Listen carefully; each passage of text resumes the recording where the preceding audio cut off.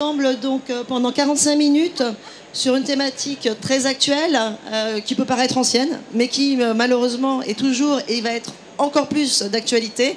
La sécheresse sur les sols argileux, ce qui va changer. Donc on vous présentera un certain nombre de choses, de pistes qui existent aujourd'hui. Donc si vous avez des questions, je vous propose de les poser en fin de la conférence.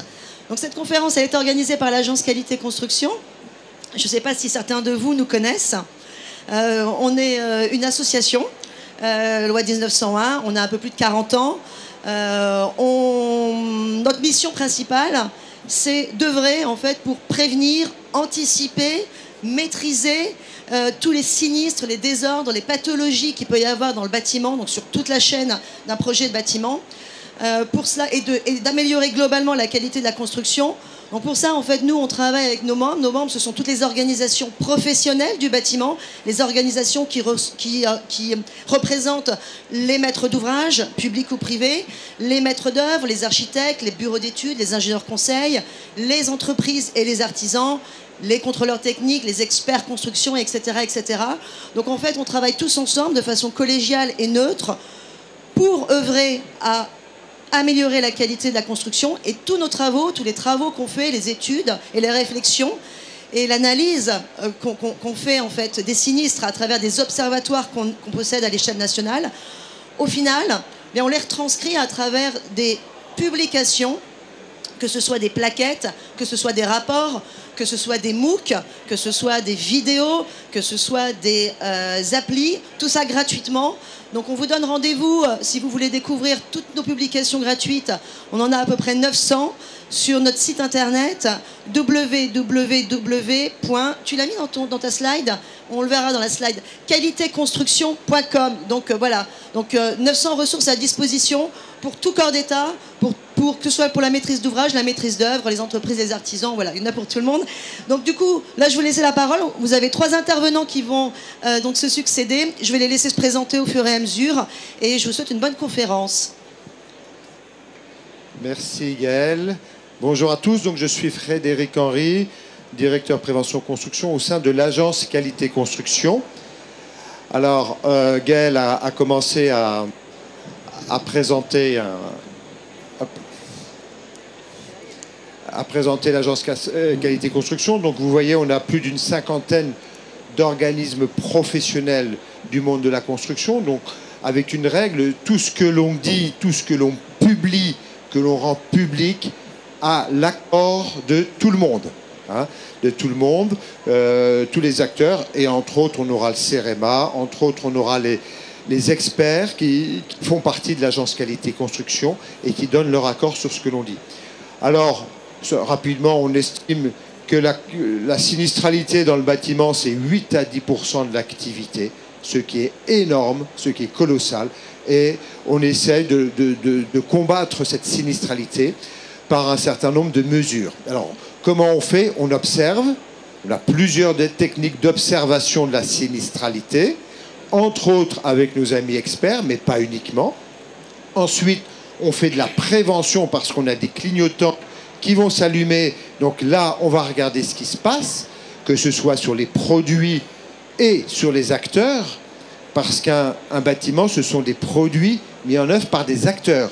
Donc la sinistralité, elle est d'un côté ou de l'autre. Et puis on communique comme aujourd'hui, par exemple, pour essayer de porter un petit peu cette information. On a aussi une autre activité, grand programme, qui travaille sur globalement la révision des référentiels du monde de la construction. Voilà, plus de 900 publications, on vous l'a dit. Beaucoup sont pédagogiques, elles sont d'un niveau simple ou complexe. Il y en a pour tout le monde, n'hésitez pas à y aller sur notre site Qualité Construction. Alors, la conférence d'aujourd'hui, ça concerne ce problème-là. Vous voyez ici quelques bâtiments qui sont cassés, qui sont fissurés, ce qu'on appelle le retrait-gonflement des argiles. C'est un problème qui est gigantesque aujourd'hui en France, qui va prendre de l'importance de plus en plus à cause des effets de sécheresse, de réchauffement, d'urbanisation, de sols argileux, encore constructibles, etc. Donc on est vraiment sur un grand problème, mais sur 2 axes. L'axe maisons neuves, mais on va voir qu'on maîtrise relativement bien maintenant, et puis surtout les bâtiments plus anciens qui sont soumis à ce risque-là. Alors, juste pour vous donner quelques chiffres, quelques données sur l'importance de ce risque, hein, on est sur, au niveau du territoire, à peu près la moitié du territoire qui est concerné. La moitié du territoire a des zones argileuses. Ce sont les argiles hein, qui vont, dans un certain nombre de cas, nous poser des problèmes. Alors vous voyez 3 millions de maisons. On a 20 millions de maisons individuelles. Ce sont ce type de bâtiment, c'est ce type de bâtiment qui est concerné. 20 millions. C'est bien d'avoir des ordres de grandeur. Hein. La moitié, ben, ça fait 10 millions. 10 millions sont concernés. Donc parmi vous, hein, si vous avez des maisons, ben, vous risquez d'être concernés. Et on estime qu'un peu plus de 3 millions est déjà attaqué, est déjà fissuré. Hein, donc il reste potentiellement, donc ces 3 millions, plus 7 millions de maisons qui vont être attaquées par ce risque. Et ça coûte, alors en fonction des années, on va dire 1,5 milliard par an aux assureurs. Je dis bien aux assureurs parce qu'il y a une partie qui est prise en compte par les assurés. Hein. Et les sources, vous voyez, c'est la Fédération des assureurs qui nous donne ces sources, la mission des risques naturels. Et juste pour vous donner aussi un ordre de grandeur du problème, sur les dernières années, alors je ne sais plus, c'était les 30 dernières années, ça a à peu près coûté 15 milliards d'euros. Sur les prochaines années, on va avoir les 30 prochaines années, on va tripler, je dis bien tripler, le coût de ces sinistres. Donc, si on ne fait rien, bien évidemment. Hein, sinon, c'est la tendance qui va arriver. Alors, premier cas, les maisons neuves. Les maisons neuves que l'on va construire, ça fait plus de 20 ans. Maintenant, quasiment 30 ans qu'on travaille sur le sujet avec tous les acteurs. Alors on travaille, on fait des études de sol, de reconnaissance de sol. On dit aux acteurs, il faut baisser les fondations, il faut faire ceci, cela. Et ça porte du fruit. Vous voyez, je vous ai dit qu'on avait un observatoire, des bases de données. Tu peux rappuyer. Voilà. Regardez, à une époque, alors on va dire il y a 15-20 ans, on était flop one. C'est ce qu'on dit. Flop one, c'est pas très bon chez nous. C'est-à-dire que c'était vraiment le sinistre le plus important, le plus grave, le plus fréquent, le plus coûteux. Et vous voyez, ceux qui sont de près en tous les cas, que globalement ça diminue. Et maintenant, on a très sensiblement diminué cette sinistralité grâce à l'application des mesures de prévention qui ont été mises en place sur le bâtiment. Alors, on continue. Voilà. Alors, qu'est-ce que c'est? Un petit mot sur les argiles. Pour un petit rappel, les argiles, pour certaines d'entre elles, ce sont des sols qui, comme une éponge, gonflent quand elles sont humides et se rétractent quand elles sont sèches. Simplement, les forces de gonflement ou de rétractation sont plus importantes que la résistance du bâtiment. Donc ceux qui vont gagner quand on ne fait pas attention, ce sont les argiles. Simplement, vous voyez bien, ça gonfle quand c'est mouillé, ça dégonfle quand c'est sec. Le problème, c'est que ça ne va pas gonfler ou se rétracter de la même manière sous le bâtiment. Ce qui est toujours important en matière de pathologie, entre autres de risques naturels, c'est de bien comprendre le phénomène. Et je vais un tout petit peu vous l'expliquer. Bien comprendre le phénomène pour pouvoir appliquer les bonnes mesures de prévention. Alors voilà notre maison, fondation superficielle, hors gel, vous voyez. On est plutôt sur de la maison individuelle, du petit bâtiment, simple rez-de-chaussée, voire R+1, structure assez légère. Et ce qu'il va y avoir, la première chose, on va avoir un effet de sécheresse. Le soleil, pas d'eau, hein, ce qu'on a ces dernières années, hein, depuis sa dernière dizaine d'années. Et donc, on va avoir une évaporation de l'eau du sol autour du bâtiment. Et vous voyez bien que cette évaporation, elle va se faire autour du bâtiment, mais pas sous le bâtiment. Donc on va avoir déjà une différence là. Autre point important, c'est la végétation. Vous voyez là un arbre. Un arbre, ça pompe 300 à 400 litres d'eau par jour. Donc en période de sécheresse, les racines vont avoir tendance à se rapprocher de la maison, à pomper l'eau et à aggraver ce phénomène de sécheresse. À l'inverse, on peut avoir de l'eau qui arrive, petite pluie, descente d'eau, gouttière, mauvaise étanchéité, et tout à coup, ça va gonfler puisqu'on va réhumidifier ponctuellement. Et quand on regarde sous le bâtiment ce qui se passe, vous voyez, on va dire globalement au pourtour du bâtiment, c'est sec. Donc, rappelez-vous l'éponge, ça se rétracte. Sous le bâtiment, c'est humide. Donc, ça va pousser. Donc, on va avoir un retrait gonflement différentiel et ça va casser et on va fissurer si on ne prend pas les bonnes mesures. Alors, quelles sont les bonnes mesures? Bien, la première des choses, il faut aller voir le terrain, il faut faire une visite de terrain. Ça, c'est fondamental. On va voir s'il y a de la végétation sensible, on va éventuellement voir des argiles, on va voir les bâtiments autour, on va voir s'il y a de la pente, on voit déjà beaucoup de risques. Hein. Un point important, c'est la cartographie. Je vous invite vraiment à consulter ce site officiel, georisque.gouv.fr, qui recense tous les risques naturels constatés, entre autres les argiles. Et vous allez avoir, par exemple, des cartes au 1/50 millième qui vont vous dire, ben, là, vous êtes en zone argileuse, là, moyennement, ou là, pas argileuse. Donc, tout de suite et gratuitement, vous avez un premier niveau d'information. Et autre point important, c'est de faire une étude de sol, voire des études de sol. Normalement, il faut en faire une quand on achète le terrain à bâtir pour voir tout de suite est-ce que j'ai de l'argile sensible, et puis une deuxième étude de sol au niveau du projet, à la verticale du projet, qui va être beaucoup plus précise et qui va nous donner des recommandations. Alors, quelles recommandations? Là, je vais défiler assez vite. On va baisser le niveau des fondations. Comprenez bien que si on baisse le niveau des fondations, on a un même niveau d'humidité sous les fondations. Donc, on n'a plus ce phénomène différentiel. On va renforcer les structures conformément aux règles de l'art, au DTU, mais faut-il que ce soit fait? Ça s'appelle des raidisseurs, des chaînages. On va, chose très intéressante, on va mettre un trottoir périphérique, 1,50 m, 2 mètres, en béton, en géotextile, tout autour. Pourquoi c'est très intéressant? Parce que l'eau de ruissellement, on va l'écarter, donc on ne va pas avoir cet apport d'eau rapide. Et inversement, en cas de sécheresse, ça va bloquer l'évaporation.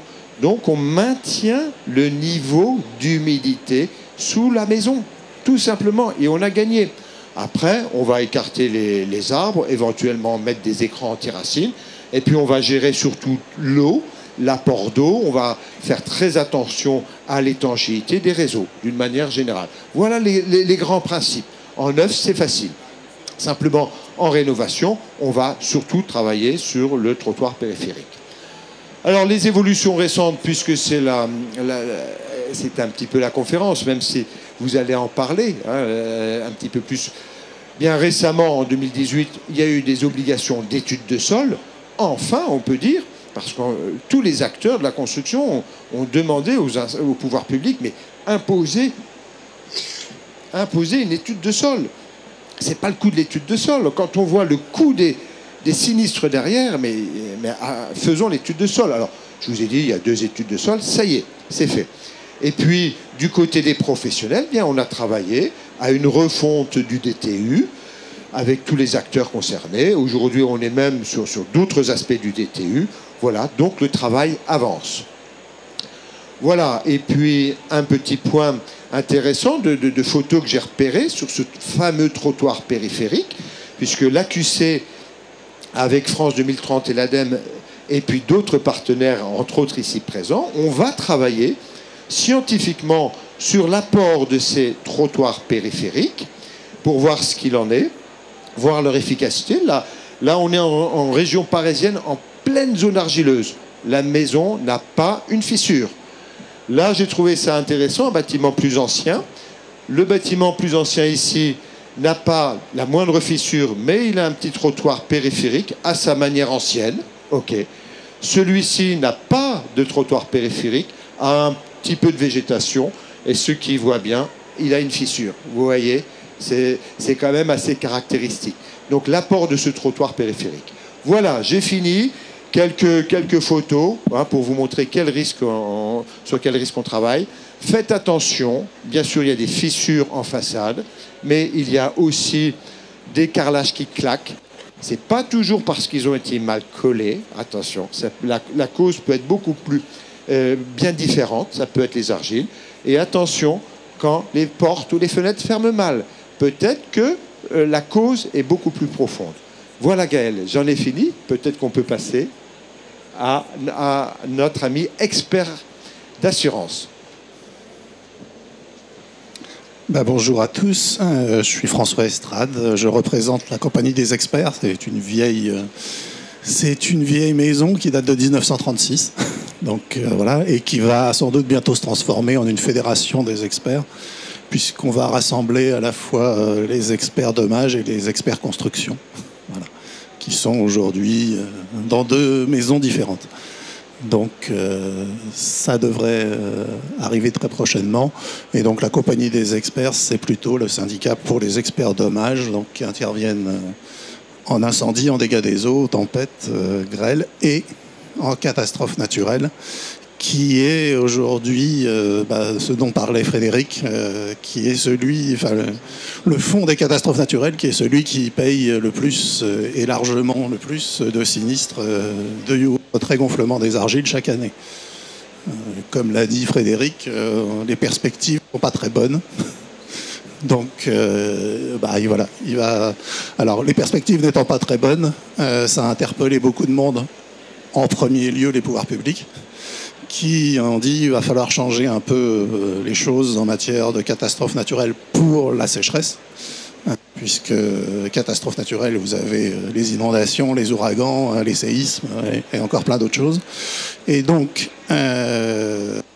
ils ont commencé, et ça ne va pas forcément dans le sens où on pourrait s'attendre, puisque plus la charge augmente, plus ça coûte cher à la collectivité, donc on pourrait s'attendre à ce qu'ils se disent on va baisser la charge. Là, en fait, ils ont commencé par changer les critères de reconnaissance pour les rendre plus accessibles aux sinistrés, donc prendre en charge potentiellement plus de sinistrés.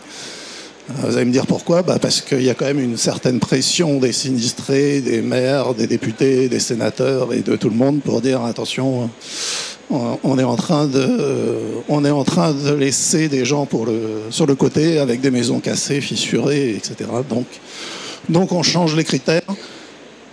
Quels sont les nouveaux critères ? Ils sont tout récents. On a 3 critères alternatifs aujourd'hui. Un critère sur l'humidité des sols, qui doit présenter une période de retour supérieure ou égale à 10 ans. C'est quoi l'indice d'humidité des sols ? C'est très compliqué à faire.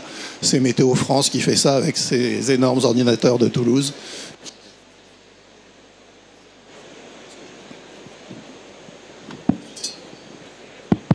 Si, ça y est, c'est reparti.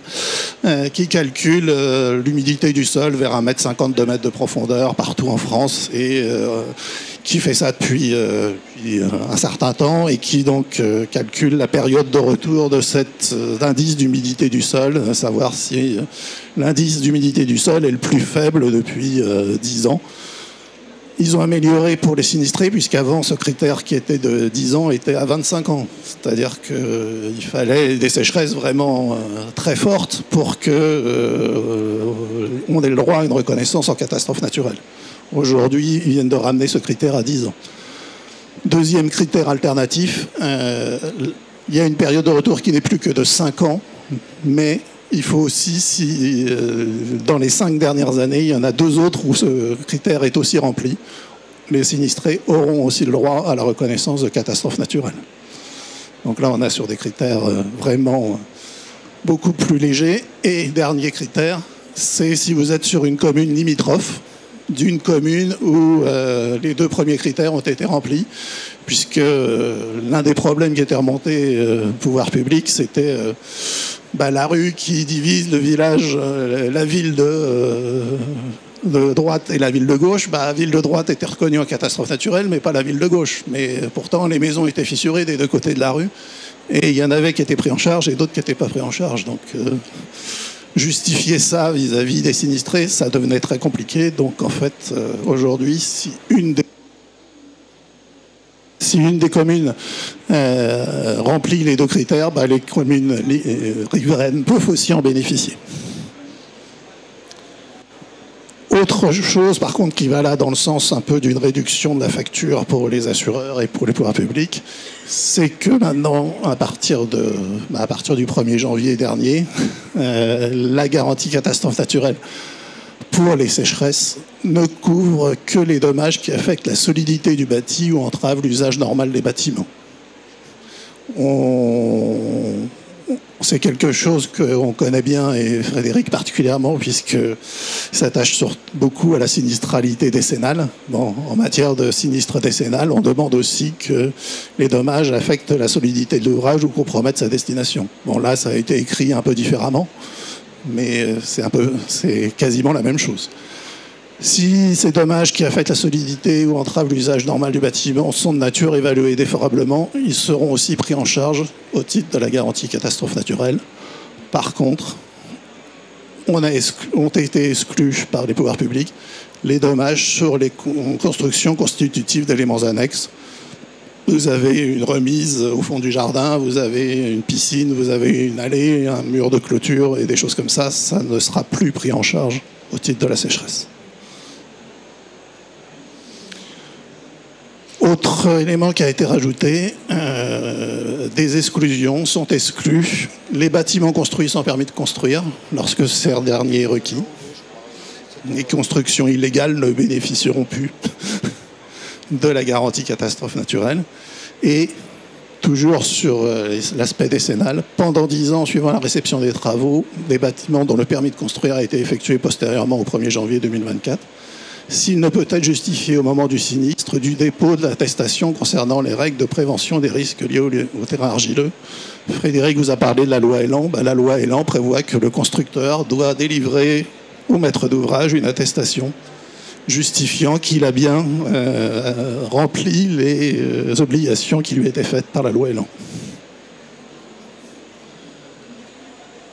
Donc voilà, ça c'est les nouveautés. Il y en aura d'autres sur les expertises notamment qui vont arriver d'ici la fin de l'année. Sur les réparations, chose qui va aussi évoluer maintenant chez les assureurs et chez le réassureur qui s'appelle la Caisse centrale de réassurance. En deux mots, chacun paye une prime d'assurance. Sur cette prime d'assurance, on paye une surprime pour les catastrophes naturelles. Surprime qui va passer au 1er janvier 2025 20% au lieu de 12% pour les maisons. Pour faire simple, l'assureur verse 50% de cette prime à la Caisse centrale de réassurance. En échange de quoi, quand il y a des sinistres, la Caisse centrale de réassurance lui reverse 50% du montant des indemnités qu'il a versées. Alors c'est un tout petit peu plus compliqué que ça, mais le schéma est globalement celui-là. Donc ce réassureur admet aujourd'hui qu'on puisse procéder par étapes dans la réparation des sinistres sécheresse, en procédant dans un premier temps à des mesures afin de traiter l'environnement au travers de mesures de rééducation hydrique, la végétation, les réseaux, les drainages. Frédéric en a parlé dans sa présentation. Dans plus de 2 cas sur 3, quand on a des dommages à proximité, sur une construction, on a à proximité, ou relativement à proximité de la végétation. En période de stress hydrique, la végétation va chercher l'eau où elle se trouve, c'est-à-dire à proximité des maisons, voire sous les maisons, comme vous l'a expliqué Frédéric. Résultat, la végétation pompe l'eau, donc en pompant l'eau, elle crée un retrait des sols argileux. En provoquant un retrait des sols argileux, elle crée des dommages. On a aussi tout un sujet sur les réseaux qui sont en général les réseaux d'évacuation d'eau, eau pluviale, eau usée, eau vanne, et sur les drainages, Mais Frédéric vous a aussi indiqué que le DTU est en cours de révision sur ce sujet-là parce que on a quelques soucis avec les drainages qui parfois amènent de l'eau au niveau des argiles au lieu de l'éloigner. Donc on préférerait ne pas la ramener puisque si on ramène de l'eau, on crée des variations hydriques. Si on crée des variations hydriques, potentiellement on crée un sinistre. Et puis, une fois qu'on a fait donc, cette première tranche de travaux, si ce n'est pas suffisant, on passera à une seconde tranche de travaux qui peuvent être des travaux plus importants sur la maison, type reprise en sous-œuvre, type création ou ajout de chaînage, de rigidification, que ce soit au niveau de la structure ou au niveau des fondations. Ensuite, il y a un certain nombre de solutions que j'ai qualifiées de non traditionnelles par rapport à ce qu'on connaît en assurance construction, qui peuvent être envisagées. Vous avez les géomembranes. Il y a un fascicule qui a été publié il y a 3-4 ans ou 4 ans maintenant sur le sujet par l'Union syndicale géotechnique et le Comité français de géotechnique. Donc c'est comme les trottoirs, sauf que c'est un petit peu plus sophistiqué. C'est une membrane issue des produits plastiques qu'on met autour de la maison pour protéger de la pénétration d'eau et aussi de l'évaporation de l'humidité du sol. La réhumidification contrôlée, là, on va vous en parler un peu plus longuement juste après avec Laurent. Et pareil, il y a des solutions aujourd'hui qui commencent à apparaître sur le traitement des sols argileux pour inhiber le retrait-gonflement, dont certaines vont aussi être traitées dans le projet CEF-RGA, où il y a CEREMA, AQC et la compagnie des experts. Donc tout ça, c'est des solutions qui commencent à apparaître. Sur la prévention, je reviens et j'insiste sur la végétation. Et puis quand on ne peut pas enlever la végétation, on a aussi la solution d'implanter un écran anti-racine. Alors minimum 2 mètres, parce que parfois, si vous avez un chêne qui fait 30 mètres de haut, il faudra plus que 2 mètres de profondeur. Voilà ce qui est l'exemple pour une géomembrane qu'on va mettre tout autour d'une construction. Et là, EAR, c'est écran anti-racine. On va mettre aussi, au-delà de la géomembrane, on va mettre des écrans pour protéger contre l'invasion des racines et surtout contre le pompage de l'eau dans le sol par la végétation. Enfin, dernier élément, il faut aujourd'hui absolument rigidifier les constructions, au moins sur terrain argileux en tout cas. C'est la loi Elan qui vous le dit aussi. Et suivant l'exposition du sol au retrait-gonflement, encastrer les fondations au minimum, mais c'est vraiment un minimum, et l'étude géotechnique pourra vous préconiser plus, 80 cm en zone d'exposition moyenne, 1,20 m en zone d'exposition forte, sauf si effectivement on rencontre un sol argileux à moindre profondeur, puisque là on n'aura plus de problème. Voilà pour ma part. Je vais laisser la parole à Laurent. Merci François. Bonjour à tous. Je vais commencer par me présenter et du temps, il pourra y avoir la présentation qui apparaîtra. Je suis Laurent Arnaud, je suis le responsable du domaine bâtiment au CEREMA.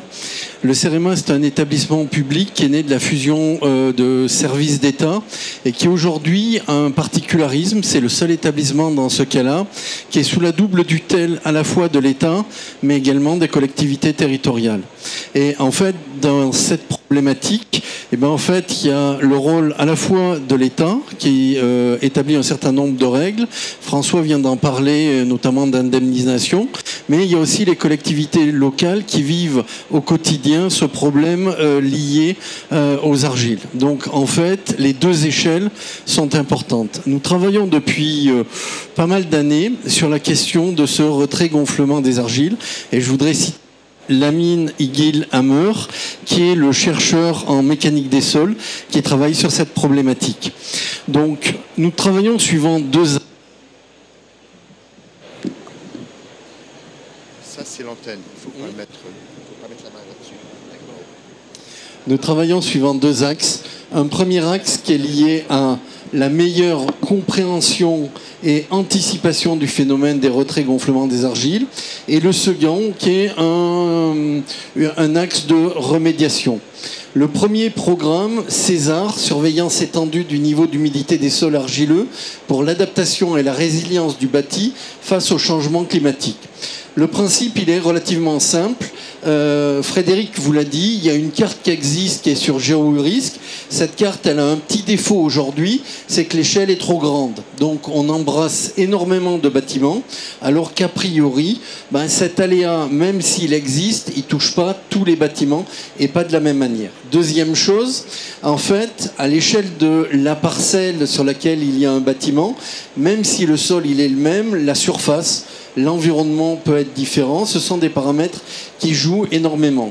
Donc ce qu'on voudrait faire, c'est améliorer la définition de cette carte avec le bureau qui s'en occupe de cette carte qui est le BRGM, de manière à aller vers une meilleure compréhension de ce qui se passe à l'échelle de chacune des parcelles. Et pour ça, on va utiliser l'intelligence artificielle et la connaissance de la carte aujourd'hui pour cibler à la fois le contexte local et surtout les évolutions des conditions climatiques. Ce que Frédéric a expliqué, mais qu'on peut encore redire, il y a les deux phénomènes qui sont très importants pour le retrait-gonflement des argiles. C'est bien entendu les sécheresses très fortes qui ont tendance à assécher les argiles, mais les pluies extrêmement denses qui amènent beaucoup d'eau et qui font regonfler. Les deux phénomènes contribuent à faire jouer d'un point de vue mécanique les fondations des bâtiments, et quand les fondations travaillent, le bâtiment, lui, peut se déformer.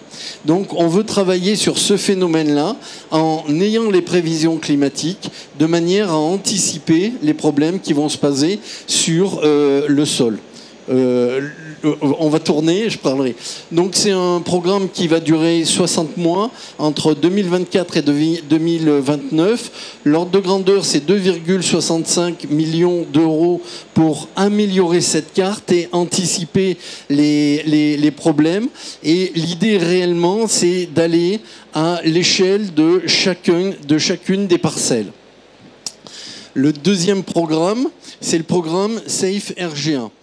Quand on sait qu'un bâtiment va avoir un problème mécanique du fait de ces évolutions-là, qu'est-ce qu'il est possible de faire ?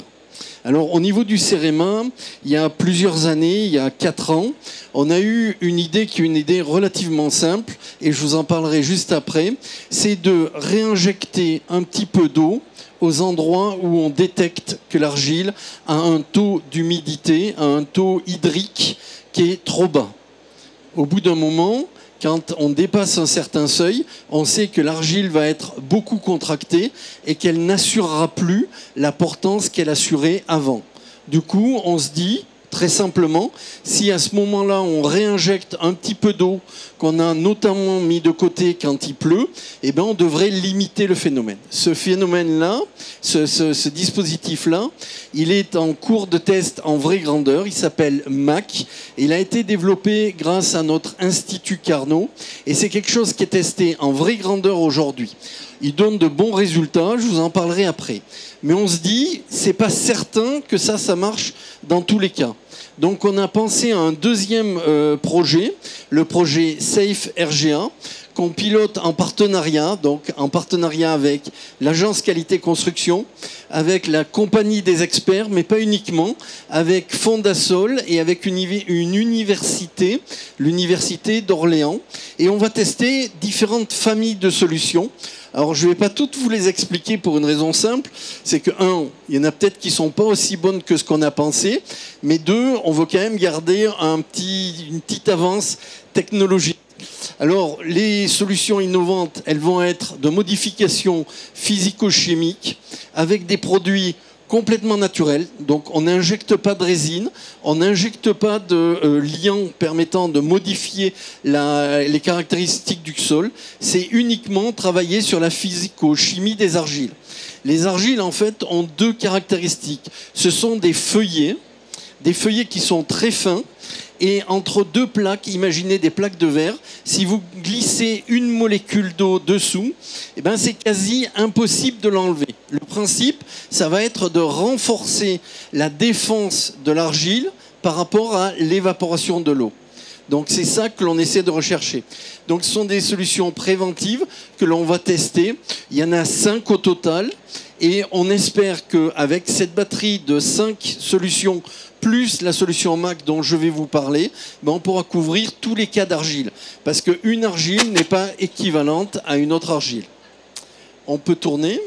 Donc la solution MAC, c'est une solution qui a été développée dans le cadre de notre institut Carnot, donc qui a été financée sur la période 2021-2025. On s'est laissé encore une année d'exploitation des résultats. Les 2 premières années sur une maison à échelle 1 qui avait des fissures, on n'a pas d'évolution négative de la maison. Ça veut dire que le dispositif, pour le moment, donne les résultats attendus. Le principe, il est très simple. Slide d'après. Le principe, il est très simple. Quand il pleut, ben en fait, on récupère l'eau de pluie dans un bac. Jusque-là, beaucoup de monde aujourd'hui font ça pour l'arrosage, pour les plantes, donc pas de souci. Le système tel qu'on l'a conçu aujourd'hui, c'est de reprendre cette eau à un moment donné et d'avoir un système d'injection de l'eau. Alors, je ne vous dirai pas à quelle densité ni à quelle profondeur.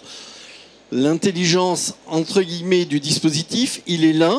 Mais le principe, ce sont des tuyaux qui font quelques centimètres et qui permettent de déposer quelques litres en très faible quantité d'eau à l'intérieur du sol, dans le périmètre de la maison, de manière à ce qu'a montré Frédéric tout à l'heure, c'est-à-dire qu'il n'y ait pas de trop grosses variations hydriques de l'argile sous la maison et aux abords de la maison. Donc on vient que réhydrater et donc rééquilibrer la teneur hydrique de l'argile tout autour de la maison. Bien sûr, en fonction de la géométrie, si une partie est sur le rocher, l'autre partie est sur de l'argile, on le fait qu'au niveau de l'argile. Donc ce dispositif-là, comme je vous l'ai dit, est installé sur une maison qui était sinistrée.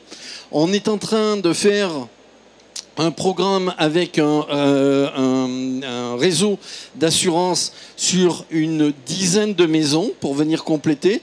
Mais a priori, quand on identifie en fonction de la nature des argiles et de la situation, ce dispositif-là, a priori, donne de bons résultats. Dernier point, puisqu'on est en collaboration avec les collectivités territoriales, on mène pas mal d'actions pour expliquer le phénomène, pour expliquer les bonnes pratiques pour éviter d'amplifier les désagréments liés à la sécheresse notamment, avec des gestes simples. On a repris un document de l'AQC, donc Frédéric vous l'a expliqué, mais des gestes simples ici. Et puis on préconise un certain nombre d'éléments, mais François les a présentés également.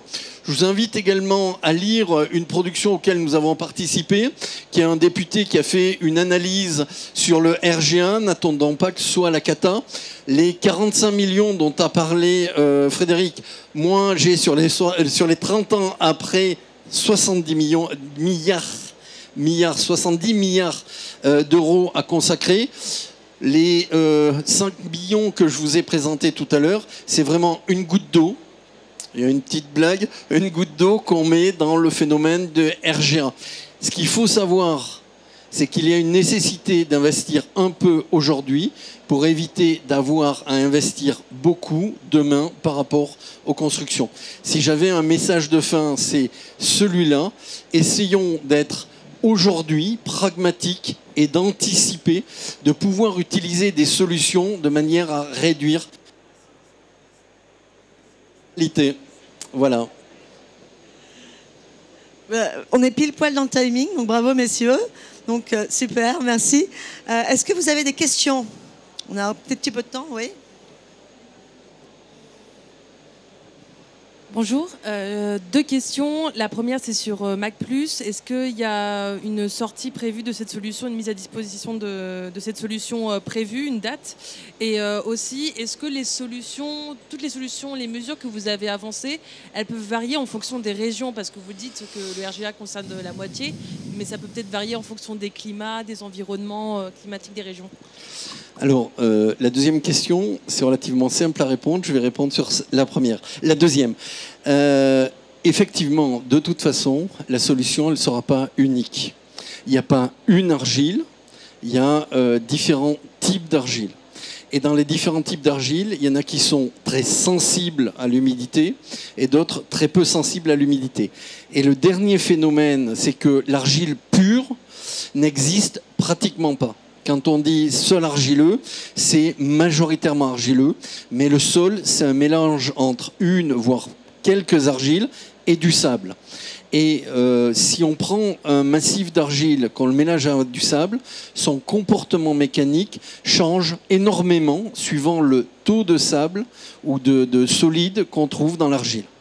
Donc, c'est pas une question de région, même si, bien entendu, en fonction des régions, on trouve des natures d'argile qui sont identiques. Pour moi, c'est une question de nature du sol, de caractérisation du sol, donc d'essais, tel que ça a été fait, d'essais géotechniques. On n'a pas eu une pratique suffisante de réaliser des essais géotechniques pour aujourd'hui avoir une cartographie des résultats géotechniques suffisants. Sur la première question, c'est très difficile de vous répondre parce que dans tout processus d'innovation comme ça, quand vous arrivez très fort, il peut se passer quelque chose qui vous fasse prendre beaucoup de retard. Je suis réellement optimiste, mais je suis réaliste aussi. Très honnêtement, si on avait 10 maisons comme ça et si on avait eu un été extrêmement chaud cet été en France, je vous dirais on est très proche. Ça a été relativement préservé, même s'il y a eu beaucoup d'eau. On ne s'attendait pas, mais dans des zones où on teste, on s'est dit « Ah, mais là, même avec l'eau, on arrive à maîtriser ». Donc, je vous dirais, on est proche d'avoir une solution qui est industrielle. Et pour être très honnête avec vous, on travaille à l'industrialisation du procédé. Par contre, je ne vais pas vous dire au 15 mai prochain, on aura quelque chose, ou au 20 juin. Moi, j'espère qu'en 2025... maxi de 2026, on pourra dire on se donne des expérimentations supplémentaires que nous, on va suivre pour assurer que ce système-là fonctionne dans 80, 90, 95, 100% des cas qu'on aura identifiés au départ. Je vous le redis, ça ne marchera pas dans tous les cas, mais on sait aujourd'hui les conditions d'application. Une autre question ?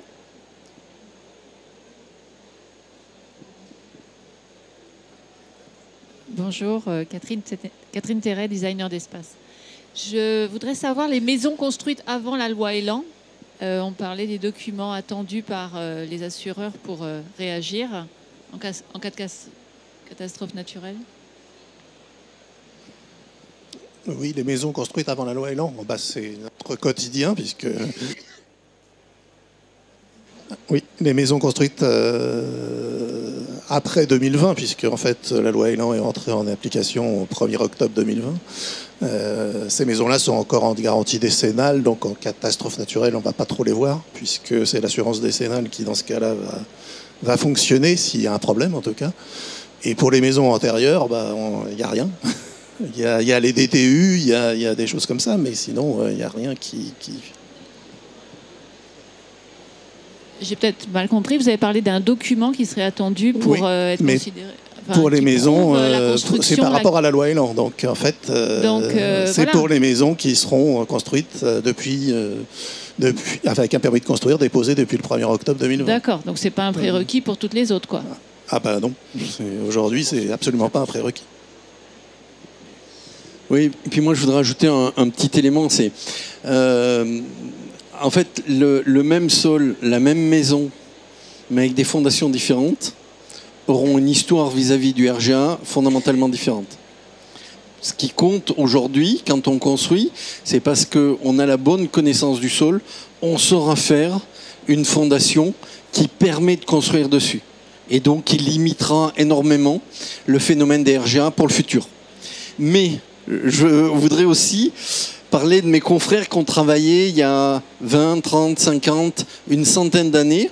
Au moment de la construction, ils n'avaient pas connaissance que les sollicitations climatiques sur les argiles pouvaient entraîner de telles évolutions mécaniques des argiles. On apprend, en tant qu'ingénieur, à s'adapter au changement climatique. Et donc, on est aujourd'hui, tous les bureaux d'études, capables de prendre en compte des dessiccations beaucoup plus fortes des argiles que ce qu'on a connu par le passé. Okay ? Donc moi, je suis assez confiant par rapport à ce qu'on construit aujourd'hui. Eh ben, c'est tout le parc bâti entre les deux, sur lequel, là, par contre, il faut être assez rapide, pas attendre qu'on voit des fissures de 20 cm pour se dire « Ah, là, il y a un problème et il faut agir ». C'est ça, que, moi, le message que je veux faire passer. Est-ce qu'il y a une autre question? Oui? Bonjour. Je voulais savoir si vous avez un retour d'expérience sur les solutions qui existent en matière de réparation. Notamment, il y a des solutions innovantes sur la mousse PU qui est injectée en fait, au niveau du sous-sol. Est-ce qu'aujourd'hui, c'est une solution qui fonctionne? Oui, non. Pourquoi? Merci. Sur les solutions innovantes, enfin sur la mousse de polyuréthane et les injections, comment vous dire, ça fonctionne dans un certain nombre de cas, mais en fait aujourd'hui on voit que toutes les sociétés qui font ce type de travaux demandent à ce qu'on éloigne la végétation, qu'on refasse les réseaux et qu'on mette des écrans anti-racines. Donc ça marche avec d'autres conditions. Enfin, il faut rajouter un certain nombre de choses pour que ça marche. Après, les autres solutions, les solutions traditionnelles, c'est on fait une reprise en sous-œuvre par micropieux. Bon, normalement, ça marche, même si de temps en temps, on a quand même des sinistres dits de deuxième génération, puisque on a déjà réparé et on revient pour une deuxième réparation. Voilà. Ok. Est-ce qu'il y a une dernière question? Non? Ok, merci beaucoup, messieurs. Merci à vous pour nous avoir écoutés. Et puis, bon bâtiment.